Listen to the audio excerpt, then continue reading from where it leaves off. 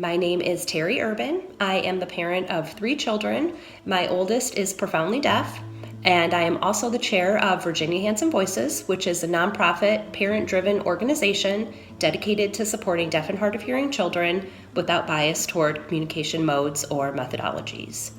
When you receive the diagnosis that your child has a hearing loss, whether it's mild, moderate, severe, or profound, many questions may flood into your head. One of them being, what is the best way to communicate with my child? There's really no right or wrong answer here, as all children and all families are different, but what's important is that you understand that there are options and that it's never too late to use different ways to communicate with your child along your journey. Our daughter's hearing loss was progressive, and we weren't sure what the future would hold. We knew she was hearing us during the day, but at night when we took her hearing aids out, her world became silent. Many questions flooded our heads in those early years, such as, how are we going to communicate with her at the beach? How are we going to talk to her at night when she wakes up and doesn't have her hearing aids in? We began to learn a little bit of American Sign Language from books and videos that family members would purchase for us. And sometimes these gifts were accompanied by excitement to learn something new, but oftentimes they were accompanied by grief and just a general feeling of being overwhelmed.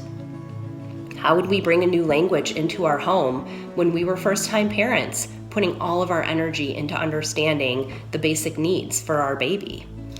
We were fortunate to have worked with an early interventionist who knew a little bit of ASL and who would slowly introduce words in both English and American Sign Language, such as ball, eat, more, things like that, basic words. When our daughter was young, we were constantly talking to her and narrating our day. It was little things like announcing someone was at the door before they would suddenly appear in our living room, or talking about what item we would put into the grocery cart as we were shopping. We tried our best to give her a language-rich environment with the occasional support of a word or phrase in ASL. When my daughter transitioned from early intervention to school at the age of 3, we had so many reservations and concerns about how our daughter was going to do in a mainstream setting. We ended up enrolling her in a preschool with a program for children with developmental delays, and although she was the only deaf child, we knew that the class size was smaller and that she would get that individual attention that she really needed. One day, a hearing impaired consultant who we had worked with pulled us aside and asked us if we ever use sign language with our child. We knew a little bit, but not very much at all, and we agreed to let the hearing impaired consultant sign with our daughter the next day in school to see what happens. And what happened was life-changing. The hearing impaired consultant called us the next day and said our daughter would not take her eyes off of her.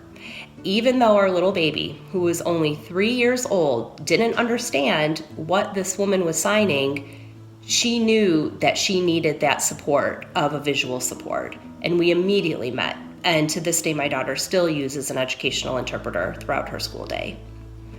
Thinking back, the ease of services being offered to us without any barriers to accessing auditory information was critical to my daughter's success.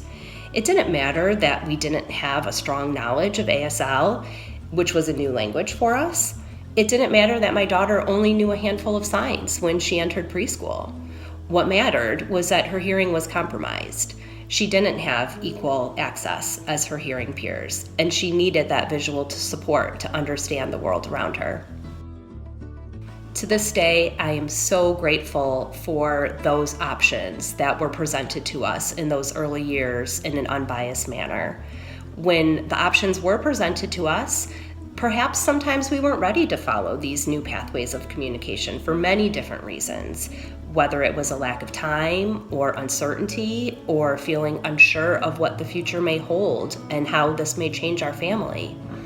It's so important for families to understand that they have options as to how to communicate with their children.